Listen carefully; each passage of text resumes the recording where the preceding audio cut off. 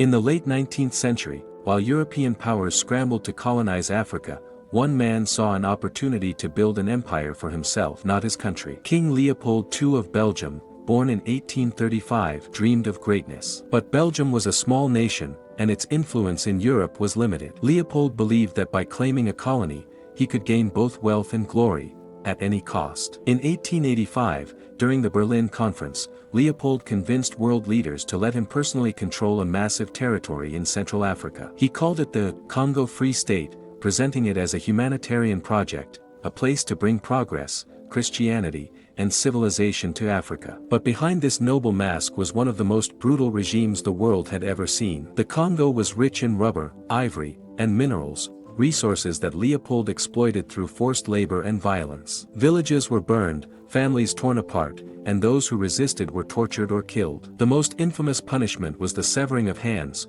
Soldiers were ordered to cut off the hands of those who didn't meet rubber quotas or of anyone they killed, to prove they hadn't wasted bullets. Missionaries and travelers who visited the region were horrified by what they saw. Reports of starvation, mutilation, and mass killings began to reach Europe. One British diplomat described it as the secret hell of human suffering. Under Leopold's rule, it's estimated that 10 to 15 million Congolese people died, from murder, disease, and exhaustion. Yet, Leopold grew immensely wealthy, building palaces and monuments in Belgium with blood money from Africa. By the early 1900s, international outrage finally grew too loud to ignore. Journalists, missionaries, and activists like E.D. Morel and Roger Casement exposed the horrors of the Congo Free State to the world. Under immense pressure, Leopold was forced to give up personal control of the Congo in 1908. But the damage had already been done. When Leopold II died the following year, church bells in Belgium rang, but in the Congo, there was no mourning. For them,